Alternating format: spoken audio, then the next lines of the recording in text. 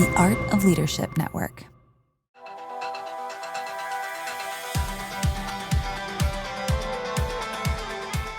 Well, hey, leaders, welcome to the Lead Culture Podcast, part of the Art of Leadership Network.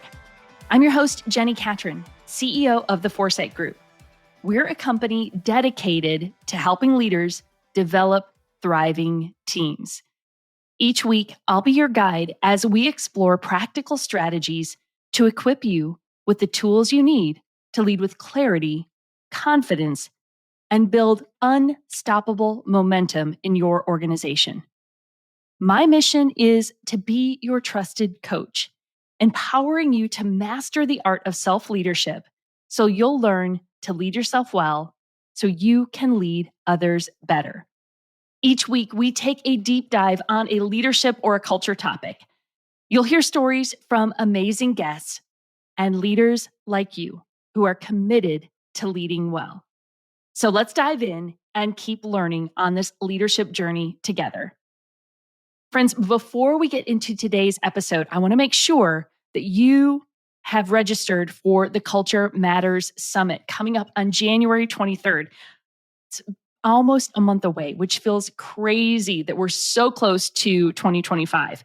But the Culture Matters Summit is really designed to help you unlock your team's potential with a culture strategy that works.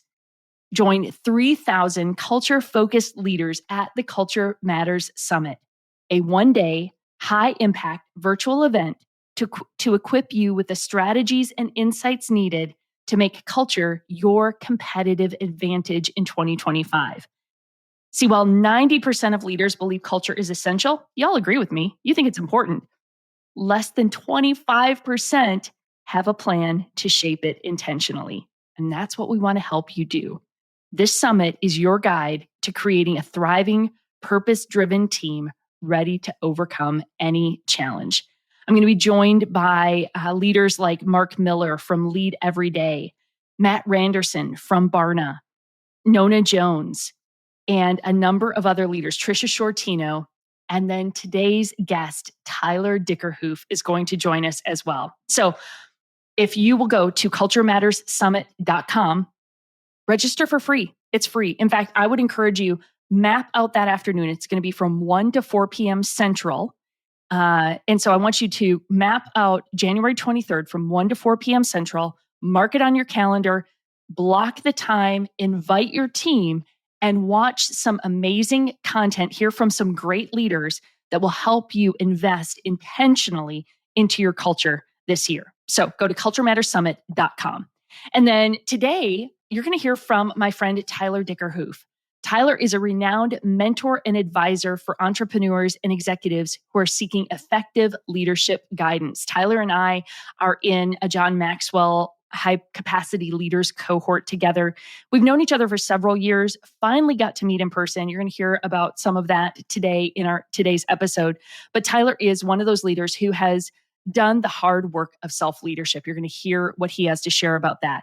Tyler holds a degree from Cornell University and has more than 20 years of experience in starting multiple businesses that have generated over $700 million in sales. His expertise in leadership is highly sought after by leaders of all types who want to elevate their teams to new levels. In our episode today, Tyler's going to give you a sneak peek of what he's sharing at the Culture Matters Summit. And you're going to hear about the 4 barriers to leadership.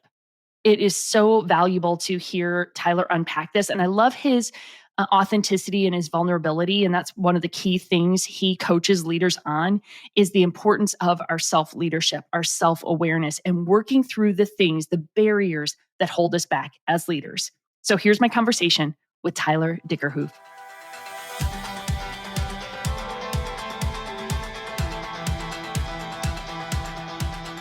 All right, Tyler, we were already having like a great conversation before we hit record. And it was like, all right, we got to pause. We got to hit record.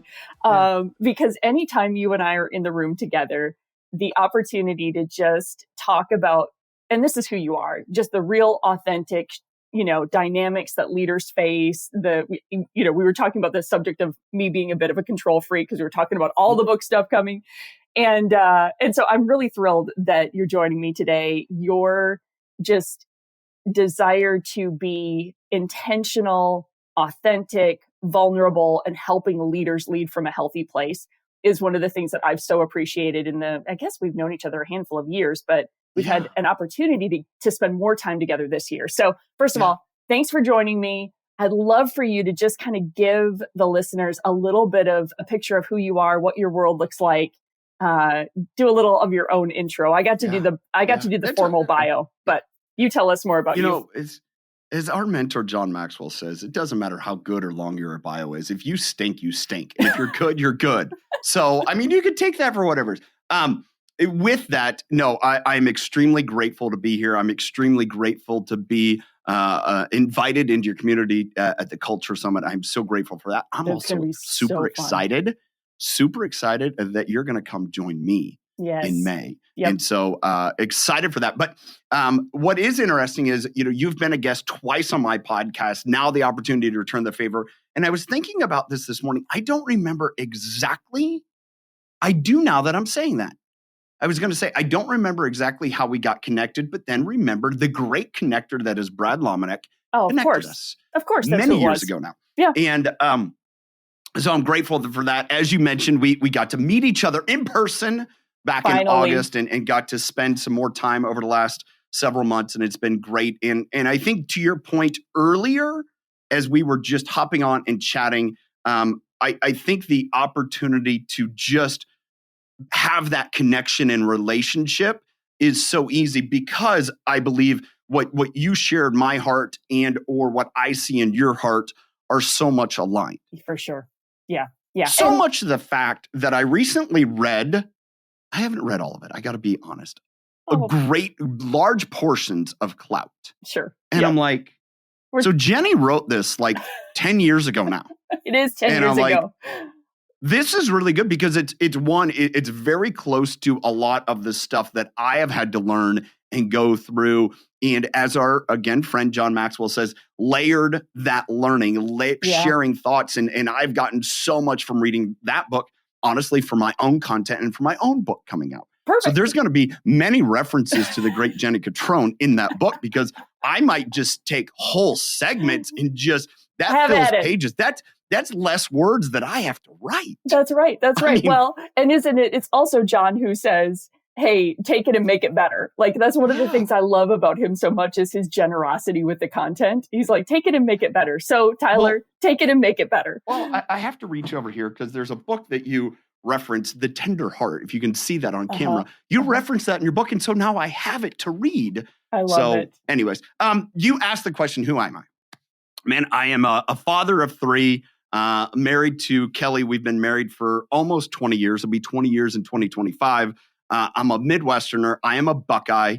That's a very painful thing to say at this time of year, but I'll just leave it at that. Right. I grew up on a dairy.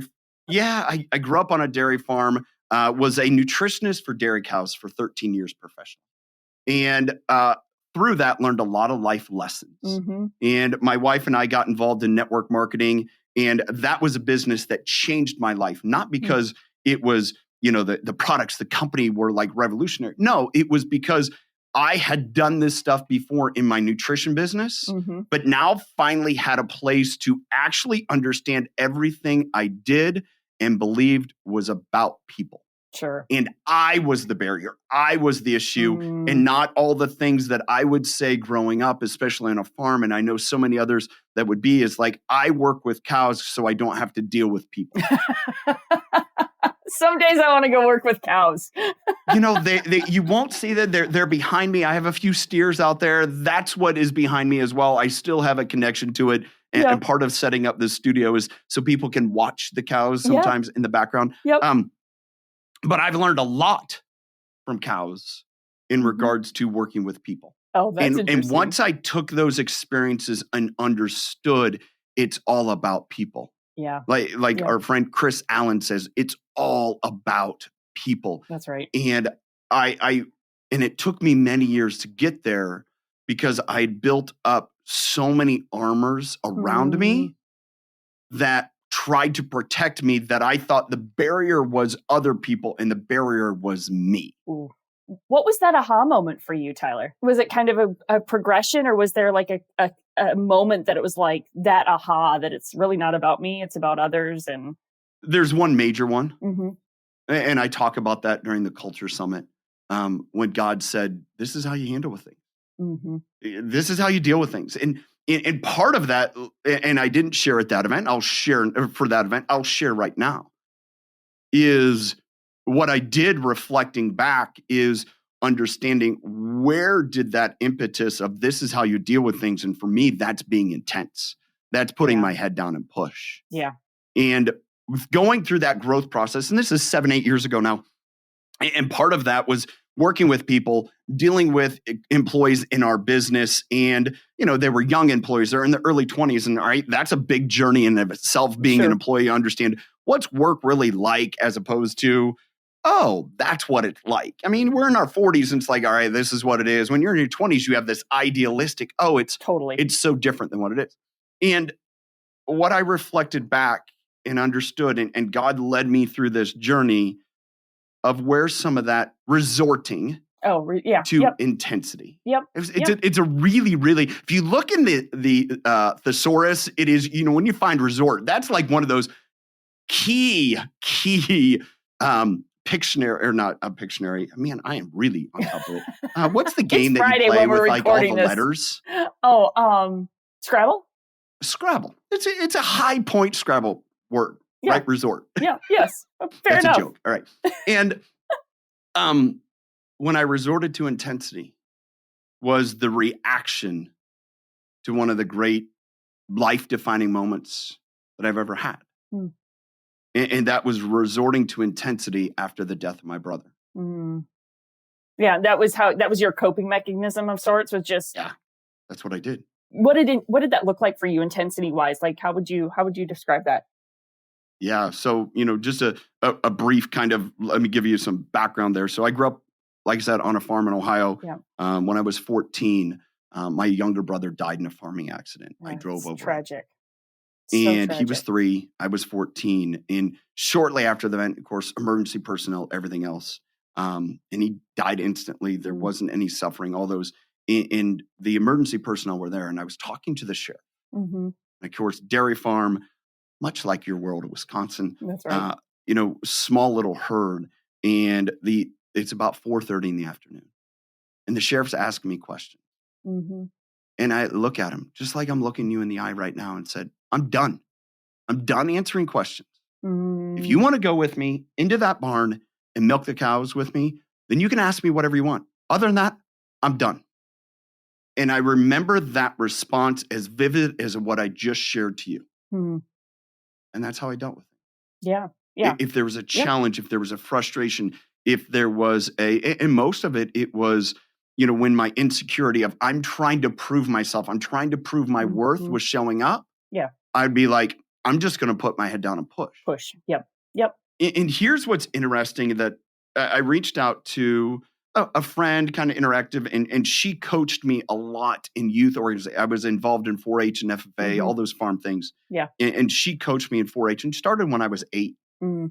And spent a lot of years, competing in this coach. And I said something, it's just a handful of years ago. And I said, did you ever recognize like a change? She goes, oh, yeah. Yeah. Mm. And of course, a community, and especially a farming community, that happens to someone in your community. For sure. Everyone knows. Yeah. And she goes, Tyler, beforehand, you were pretty easygoing. You're happy. You're smart, you work hard, all those things. And then after that moment, you were just intense. Yeah. Yeah. I mean, how do you even know how to cope as a 14-year-old, right? Like, you're like, just that was survival, I'm guessing, for you a bit. Yeah. But here's what I realized. And I've had good friends, and I've had people that I've been able to talk to, is it doesn't matter what the trauma looks like. Mm. It doesn't matter if we classify it as a big T, little T, right, sideways T, upside down. It doesn't. Mm. How we respond to that is all the same. Yep. And for me, it wasn't do I think that? I mean, I coped with it how I knew how to cope with it. Sure. And this is what I find is that so many leaders, when they either get backed into the corner, right, when they feel like they're alone on an island, when everything's coming at them, Yeah. They respond in a way, and it's something that I've identified as how I respond. I respond with intensity. Oh, you're going to come after me? Oh, it's going to be down. Like, I am coming out swinging, fighting, and I will go through you. Here's what's challenging there. And as you've seen me in person, as you've gotten to know me, I don't think I'm an intimidating person. No. I really don't. No. But yet, 6 foot tall, fairly fit. Yeah. And I can get a pretty furrowed brow. And I had to understand that, when I wasn't even trying to be intense, yeah, I come across as intense. Sure. Yeah, that's not how you're perceiving yourself, but the experience of others. Yeah, I can see that. Yeah, and so it's kind of like, even times I don't think I'm not being intense. Oh no, like, and maybe I'm just like contemplating, I'm thinking, I'm observing, and everyone's like, dude, just chill. And I'm like, I'm fine. Right. Like, I'm just like thinking, I'm like deep in thought. And they're like, dude, you look like you could like hurt somebody. and so many leaders I found fall into that. For sure. Here's the other piece. We've talked a little bit about this. There's an element of the corporate world, corporate cultures in some extent, that applaud intensity. Oh, completely. Yeah. And one of the things that I understood about my intensity, and there's 2 examples, and this goes back into the note that I have here that I'm going to touch on here in just a second. But the things about intensity is a bulldozer. Yeah. It will push and destroy everything in its path. By that, you leave carnage. Yep. And that's costly. If you're bulldozing the side of a hill and you're going to level that out for a foundation to build something, that's very purposeful. Yeah. But you're also going to cause some damage. Yep. And if you're not careful, you're going to hurt things. Here's the other example of intensity that somebody in my community shared with me, and we were talking about it one day, and it's the perfect fit. Intensity is like the light in your bedroom. If somebody were to walk into your bedroom, turn on the light at 3 a.m. when you're sleeping, you're just going to be like, just turn it off. Like, no, stop. If it's 10 o'clock, 11 o'clock, middle of the day, you walk into your bedroom, you're going to make your bed, you're going to change, wash your sheet, whatever, you turn on the light, it's no big deal. Right. It's appropriate. See, that's the thing about intensity, is there's a place for it in a condition for it. Yep. But at the wrong time, the wrong place, dude, it is going to be painful. That's good. Yep. That's really good. And that's the culture piece that takes so much maturity and emotional intelligence to understand. Hey, Jenni, your intensity, I love it and appreciate it. We're trying to race to get this book published. We're trying to do all those things. Yep. But guess what? On Monday morning, when we're just having a team meeting and everyone needs to feel connected, let's try smiling. Let's try smiling instead of jumping in and saying, these are the 75 things we need to get done. Completely. Yeah. Yeah, and I've been there. Yeah, I know that. I know that too well. Well, and I'm curious for you, Tyler, because learning that about myself was such a bumpy journey, let's say, because I am so driven. I can be so intense. We talked, and you'll touch on this, about, just being a bit of a control freak. Like, as you're talking about the intensity piece, I was sharing with you, like, it's a busy, busy season. Like, I'm feeling the overwhelm. And where I go to when I feel the overwhelm is the control piece, right? And I think, you've heard me say this a lot, but we've got to lead ourselves well to lead others better. And so that self-awareness piece, which I know is a passion point for you, is so critical to leading well. In fact, this morning I saw another mutual friend of ours, John Gordon, post on his social media. He said, a poor culture is a sign of bad leadership. To improve an organization's culture, I don't focus on culture. I focus first on improving leadership. When leaders improve, they will improve their culture. And I mean, it just goes hand in hand, that it's like, we want all these things as leaders, but it starts with us.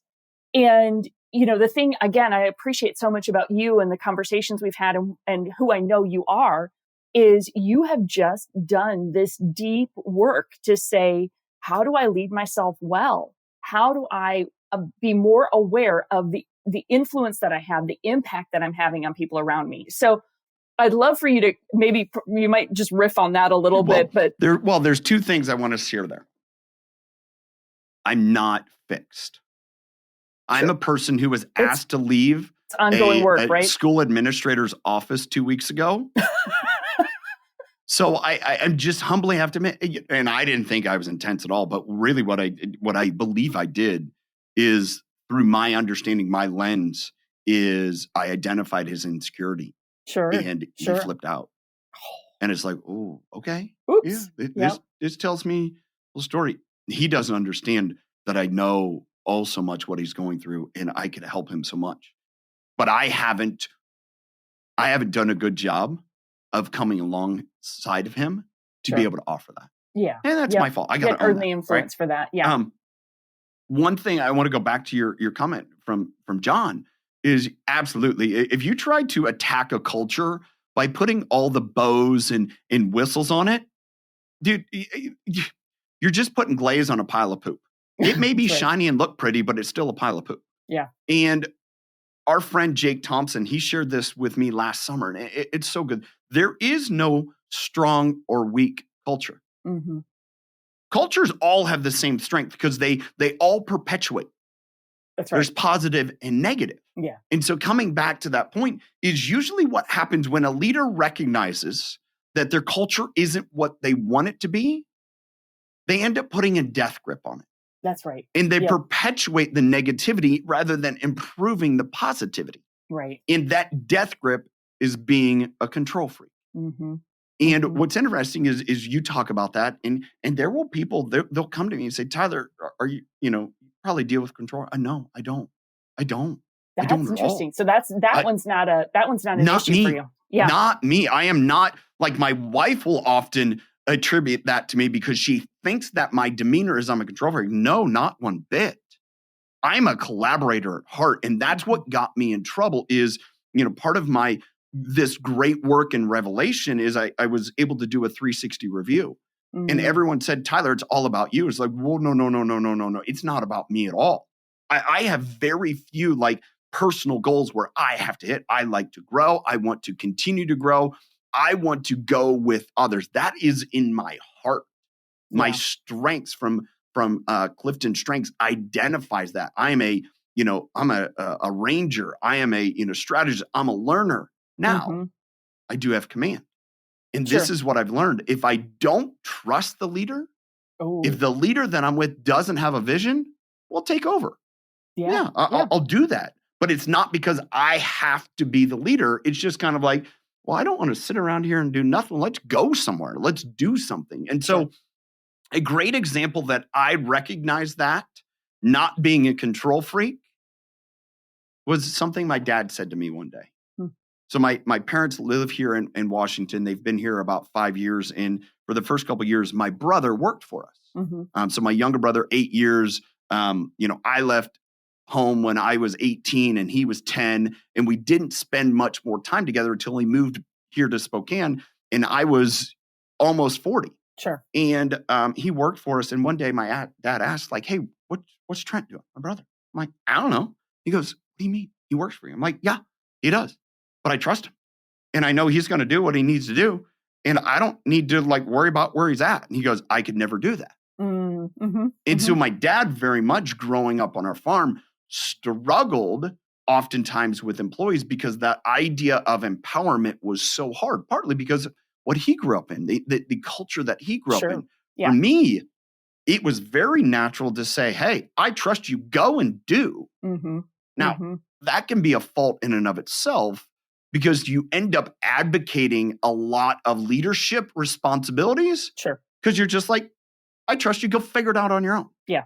Yep. And one of the things that I had to learn over this journey of growth the last few years is proximity.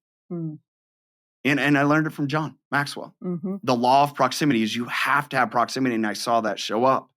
And that really helped define the definition of empathy that I have. Mm.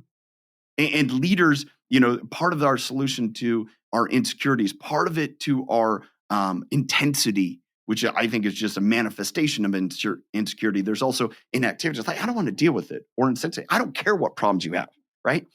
And the great solution is empathy. Yeah. Talk about that. Yeah. Tell us more. Well, I just got done reading, I did a Bible study. It's called Relentless Empathy. It's really good. I got the book. And it talks much about it. And our society now is gravitated towards empathy. And you can read more and more about it. And I find that it's one of the most misunderstood words in our business culture, empathy and humility. We hear it, but we're like, really, what is that? Brene Brown, defines it as getting down into a well with someone and being there with them, right? Or, it's defined as sometimes putting yourself in someone else's shoes. And when I hear that, put yourself in someone else's shoes, I often say, well, that's going to be painful for one of us. That's great. Because that's what it is. It's painful for one of us. Yep. But this is what I've come to describe and define empathy as. Putting your arm around someone and walking with them. Mm-hmm. There's a lot of action in that. Because I have to be the one as a leader. I have to be vulnerable enough to raise my arm and put it around someone else. I have to expose myself. Yeah. You can't have empathy without vulnerability. Because if not, it just seems like manipulation. Yeah. Yep. Here's the other piece of that. Is when you put your arms around someone, you have that proximity, you're close. But you have to go at the same pace. Yes. And I remember telling our friend Mark Cole this one day. We were talking about things and just telling him what I was learning and going through. And I said, I had to learn how to get lazy. And he goes, oh, I get it. Yeah. And here's what Adjust I've understood your pace. is, yeah, people that are intent, people that are just go, go, go, go, go. And when they see disruption, when they see difficulties, when they see challenges, and I say, I had to learn how to get lazy, they're like, okay, I get it. Yeah. I get it. And other people are like, well, lazy? All right. But I had to learn how to slow down and go at someone else's pace. Yes. Yep. And here's what's really cool. As a believer, don't be unequally yoked. Mm-hmm. Mm-hmm. When you put your arm around someone, they put it around you. It's like a yoke. Yeah. Yep. You're going together. And what happens when one oxen walks faster than the other? They choke each other out. Mm-hmm. Gosh, Doesn't work. I never applied that in a leadership context, but I love that, Tyler.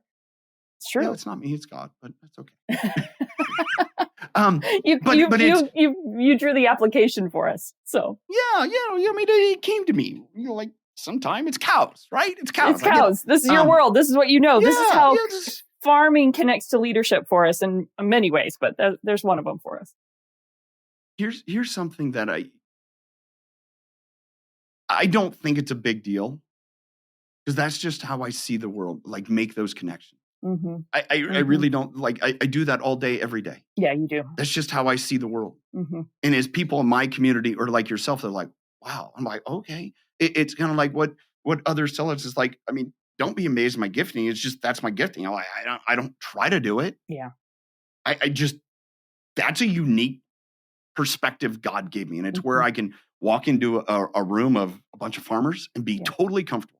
Yeah. Or walk into a room with a bunch of top 50 executives in the world. I'm like, okay, great. We all get up and pee in the middle of the night. Whatever.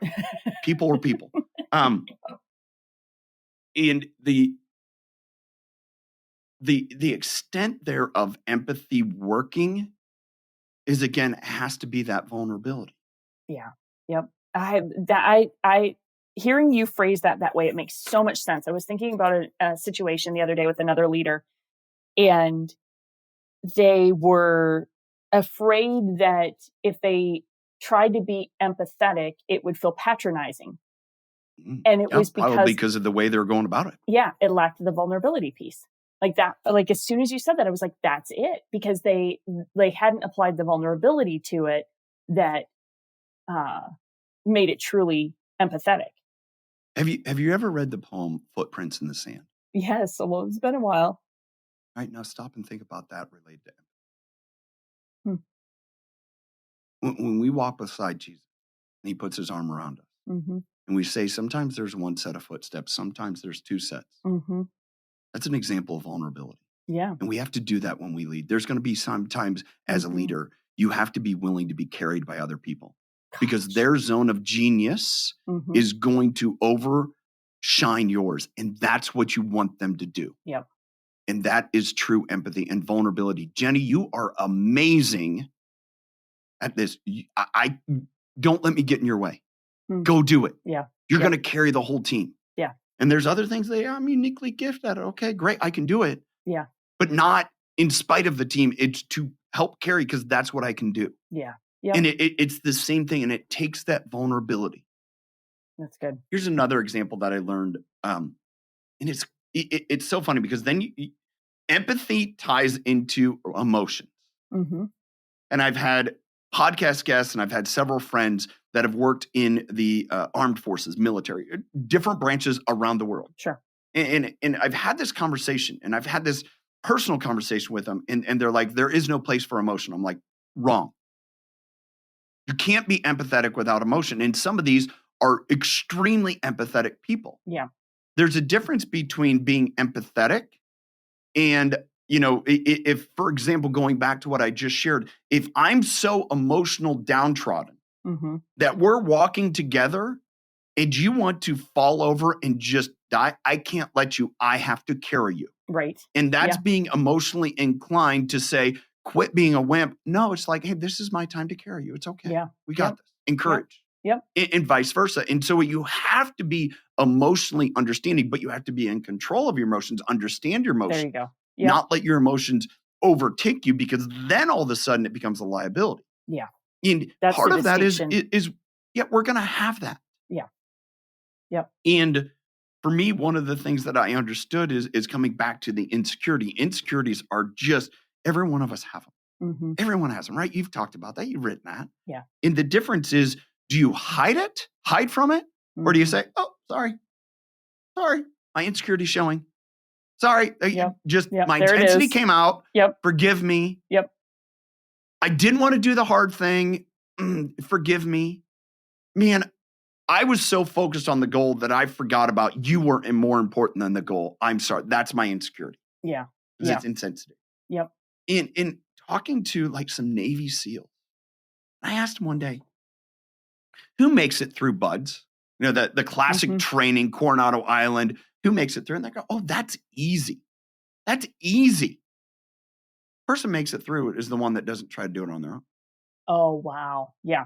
And that's what they try to break. Yeah. Yeah.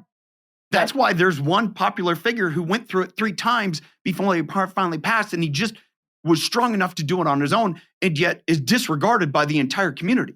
They're like, he's not a SEAL. Yeah, it is. He's all about himself. Sure. We don't want him. Wow. Because I can't trust that he's going to look out for me. He's just going to look out for himself because that's how he's survived. Yep. Yep. Because his intensity is what's pushed him to somewhere. And guess what? He's going to get there. And it's like the great African proverb. One goes fast, many go far. Yeah. And it's like, you can go wherever you want, but you're going to go on your own. Yeah. And so what does it take? It takes sitting in the cold water that's splashing up against you when it's cold or miserable, and you link arms. You're vulnerable. You put your arms in the air. You link arms with the person beside you and say, together we can do this. Yeah. Yeah. And that's empathy. Yep. That's powerful. That's powerful. Tyler, you have some questions, don't you? Well, no, this is great. Actually, I mean, my question was to have you give us a little bit of a sneak peek of the talk you're going to do at Culture Matters Summit, which you really did. Did I check that box? Yeah. Okay. And I want to, I'll remind everybody, culturemattersummit.com is where we register for this. Tyler is one of the speakers for the event. And we'll be talking about the 4 barriers of leadership, which if I have them right, it's insecurity, inactivity, insensitivity, and intensity. And you hit 3 of the 4 of those pretty strong today. Speak just a bit to the inactivity one. Yeah. That's one that gets a lot of leaders, and we recognize it. It's, you've been in this spot. You've seen this spot. Somebody's not doing their job. They're not pulling their part. They're not hitting, whatever team metrics. And the leadership solution to that is I'm just going to let them figure it out. Mm-hmm. I don't want to have the hard conversation. Yes, there you go. Yep. And it's like, if I just avoid it, it'll just play out. It'll just take care of itself. Mm-hmm. That's inactivity. Yeah, that's good. Yeah. That's choosing not to lead because you're uncomfortable how it may turn out, either both relationally or legally. Mm-hmm. The greatest problem in our society is so many leaders are driven to inactivity because they've been scared by some litigator in some insurance company, some union, that if you say something, you're going to get sued. Yeah. This is what I know. This is what I know from experience. Inactivity may keep you safe in the court of law, but you will be guilty in the court of relationships. Oh, that's good. Yeah. Yep. So would you rather do the right thing by people? Yep. Or would you just rather say, hey, that keeps my lawyers off the payroll? Well, if we've gotten to that place in our society that, and part of that is the problem. It's like, hey, if you're going to get sued, then you probably didn't do something that was very empathetic. Sure. Okay. Yeah. You got to own that. You got to grow through that. But one thing that I've seen, and again, this comes in a challenge, and you see leaders do it right and do it wrong. We see it right now with either layoffs. We see it with the return to office mandates. We see leaders that just kind of put down this mandate and then walk away and like, if I get it out of here fast enough, I won't get any arrows in my back. Yeah. You know what happens to those organizations? What? Everyone checks out. Oh, completely. Everyone leaves. Completely. I cannot tell you the number of conversations that I will be in with a leader who needs to make a decision, a policy, whatever it might be, that they know is not going to be completely popular. And they retreat and make the decision instead of leaning in to get better understanding or then communicate the decision and why the decision. Like they actually just kind of hunker down and wait for the storm to blow over. When in fact, if you actually leaned in, both in the trying to hear and understand and make sure that your decision is based in good perspective of what's happening throughout the organization. And then even yet, you're going to have hard decisions to make. You're going to have to change policies, whatever it might be. But then leaning in and actually having conversations to share what you're doing, that would cover a myriad of issues that we see show up in organizations. Not to mention just the impact on culture, when a leader either avoids or engages. And so I don't want to give it all away, Tyler. Do you know what the word of that is? Yeah. It's vulnerability. Yeah. Yes. I don't have all the answers. Yeah, that's right. And leaders that choose inactivity, and sometimes their board forces them to it and say, no, I'm going to go make, a return to office. And I described it, and I think it's an easy situation for someone. It's like, hey, if we all of a sudden understand, hey, our culture is best. My friend Kylie Felker told me this about her organization, Foster Victor. They work best in person. I'm like, hallelujah, good for you. Yep. And just understand, our people here enjoy being in the office space. And if you don't, that's okay. There's probably a million other financial advisors that you could go work for. That's right. We like an office. That's what fits our culture best. Yep. And but then she's just clear about that. Don't be apologetic. Yeah. Just say it is what it is. Yeah. But it takes vulnerability to enter in that conversation and say, hey, this may not fit you. Yeah. And part of the change in either return to office or changing these work dynamics and how it affects culture is the reason it affects culture is because you're not authentically vulnerable. You're not transparent and saying, I thought we could make this work. But what we understood is that part of our culture, part of our organization relies on being with each other. That's when we're at our best. So I did not recognize that value was so imperative in our organization. And we've come to understand that. And so that is an essential going forward. And this is what we're going to do. If that doesn't work for you, that's okay. Yeah. We will provide opportunities. We will do things to help you find a place that fits you. Yeah. Because if that no longer fits you, and sometimes things change in life. Yeah. Different, living dynamics. And you're like, oh, okay, well, I don't fit. That's okay. And having that vulnerability to say, Craig Rochelle offers this at times. It's like, a leader's job is to tell the truth. They don't need to tell all the truth, though. And part of that is this authentic vulnerability is You need to be vulnerable, but you're not a victim. That's good. Yep. And part of that as leaders is being vulnerable enough to say, man, I screwed up. I didn't see it right. Man, I need to own this. I'm going forward. And this is what I've learned from Craig. And this is what I've learned from so many others. The leader that does that, I screwed up. I didn't do it right. This is where we're going. Mm-hmm. Yeah. Most people will follow them. Yeah, that's right. That's right. And say, thank you for being honest. Yeah. Let's go. Yep. So good. All right. Well, everybody's getting a little taste of what they're going to hear from you at Culture Matters Summit. You know what I was most impressed about? What's that? Is that I did a really good job of fitting into your time. Like, I mean, that's a tight time frame for you. Like, oh, what would you really? That's what you're. I mean, say how I'm long-winded, Jenny. No, I mean, you just have a lot of value to share, Tyler. Well, so much value. No, but I share that to those that are listening because you're going to get a lot of great content. That's right. That is in very succinct windows, and I appreciate that. It's great. Yeah. Well, it is. I've had the opportunity to get a sneak peek of most everybody's talks, and they're phenomenal, including yours. Let me ask you this. Doing that, what are you learning that you didn't know? Oh, by doing the conference or by just by going through people's content, like kind of diffusing all of that and saying, oh, that's good. Oh, we need to talk more about that. Oh, that's a great perspective. Oh, that layers on what you already maybe thought or validated what you already thought. So what's that?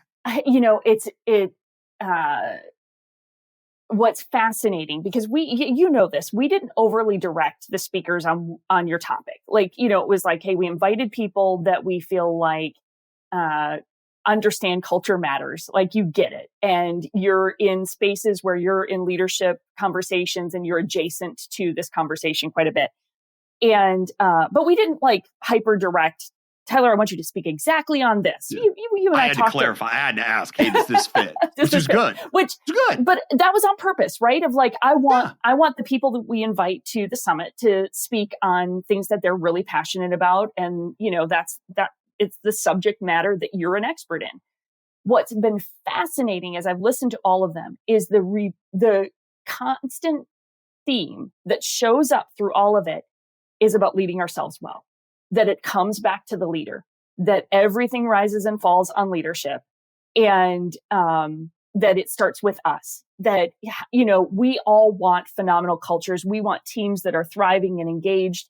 We want to enjoy the people we work with. We want to be able to link arms and move forward and accomplish mission together. But resoundingly, the theme throughout it has been, it comes back to how we're leading ourselves. And that has it's just been so fun to actually see it play out like that. And everybody brings a little unique perspective and their experience to it. But that's probably the big takeaway that just has been, maybe reassuring to me, because that is such a core belief of mine.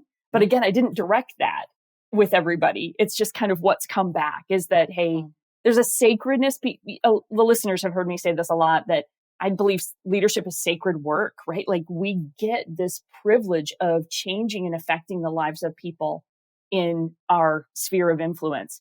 And so anyway, that was... Well, I mean, I think that's great. And, I took notes, right? I'm here to learn. And what I wrote is, why don't we? Yeah. Why don't we lead ourselves? Right.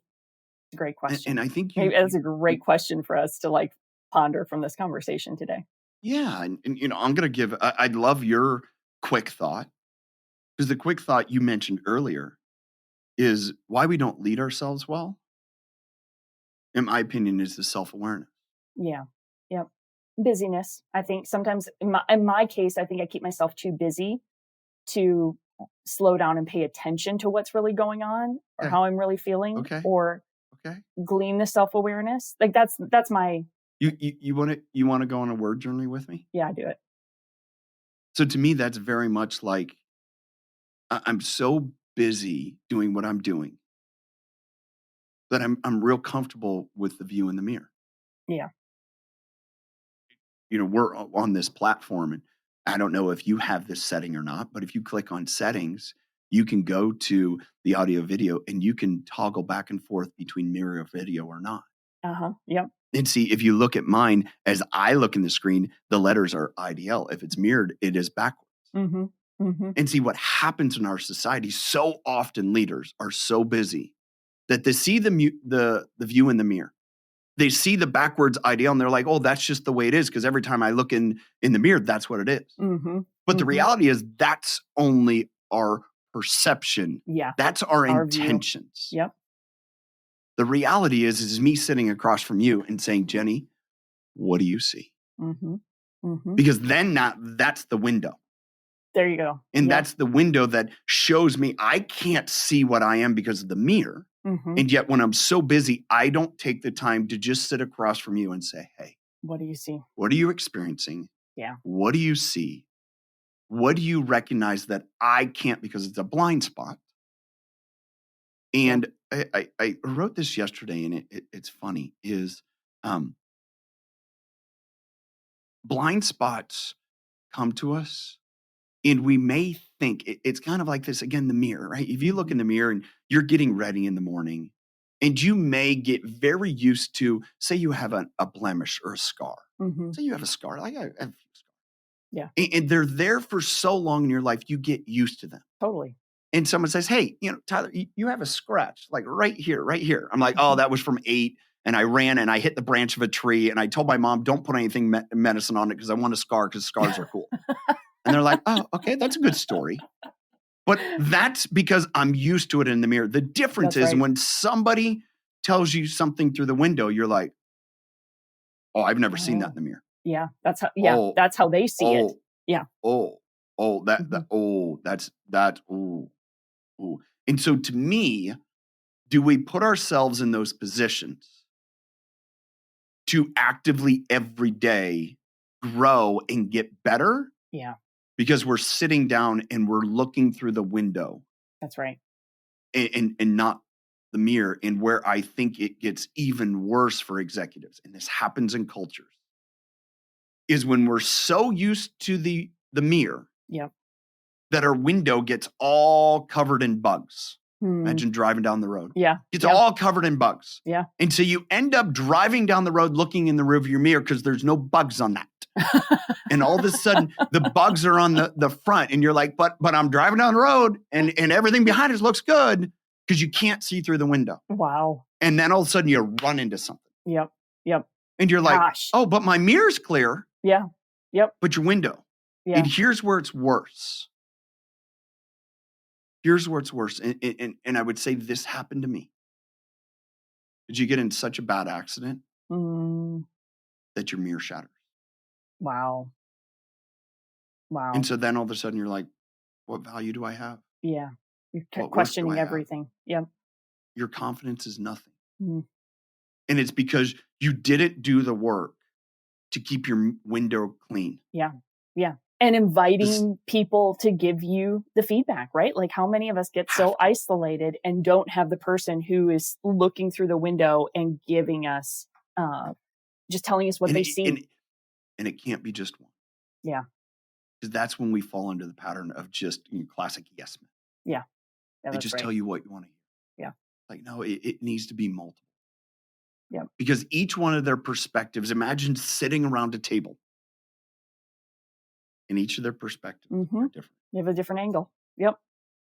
And it's why I learned that from John Maxwell. And I've created that as part of my community because it was transformative for me. So powerful. I didn't learn from reading books. I didn't learn from, God just sharing me. I learned by sitting around a table and saying, what do you see that I can't see? Yeah. So powerful. Tyler, good grief. You just spoke into all of us in a meaningful way today. Thank you so much for that. We didn't get to talk about this, so maybe just tell people where they can learn a little bit more about Impact-Driven Leader. You've got a podcast, you have courses, you have lots of resources to support leaders. So give us a little overview of how they can connect more with you. 2 things. Go to my website, tylerdickerhoof.com, hopefully in the show notes. Pretty easy to spell once you spell it. But the other thing is YouTube. that's kind of the repository for everything I have. Release a kind of a commentary on Mondays, release a podcast later in the week. A lot of my shorts, a lot of my content, obviously pushed through YouTube is a great way. Of course, all the others, LinkedIn, Instagram, but YouTube is the main repository for everything. Great. Just as simple and easy that way. So. Perfect. Awesome. Tyler, thanks for investing in us today. Thank you for being a part of Culture Matters Summit. Everybody's going to get to hear more from you there.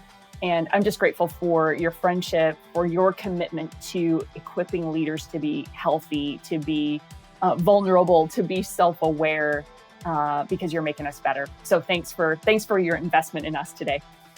Thank you. Thank you for this opportunity. And thank you for your friendship. Thank you for spending time and building a relationship with me, because it does make me better. And I'm grateful to be able to walk with you. Thanks so much, Tyler. All right, friends, I hope you enjoyed that conversation. So much good insights and helpful perspective. It's always so good to hear from a leader who's been there, right? And is willing to help guide us to a healthier place as well. And so I know you took lots of notes. Share this episode with a friend, maybe a coworker, maybe somebody on your team who just would benefit from the awareness that we all struggle with different things that hold us back in our leadership. And so I want to encourage you to share that with them. And then also, if you would rate or review this episode, so incredibly helpful, right? So helpful. It's one of the best ways that you can help us continue to serve you well, is the more it gets shared, the more just it helps us be able to have the resources to do the podcast every week. That's the long and short of it. I want to make sure you're registered for the Culture Matters Summit. Go to culturematterssummit.com, get registered. We want to see you there. Guys, there's no reason not to. It's free. Free to you, because we have amazing sponsors like Foresight and Clever, who are our sponsors. We have some phenomenal partners that have also are helping make the summit possible. And so it's free to you because these sponsors and partners are investing in making it happen. So culturematterssummit.com, go register right now. It's in the show notes. Go make it happen. And then if you're looking for more leadership resources to help your team thrive, make sure you're signed up for my Insights newsletter. That goes up every week. And it is packed with just insights on leadership and culture to help you practically lead well. So you can go to getforesight.com. That's GET, the number 4, SIGHT.com. And a little pop-up will show up and you can get signed up for the newsletter. Again, a great way to stay in contact, to know what we've got coming, and mostly just to practically equip you, to coach you in your leadership and culture journey. All right, friends, thanks for listening today. Keep leading well, and we'll see you next week.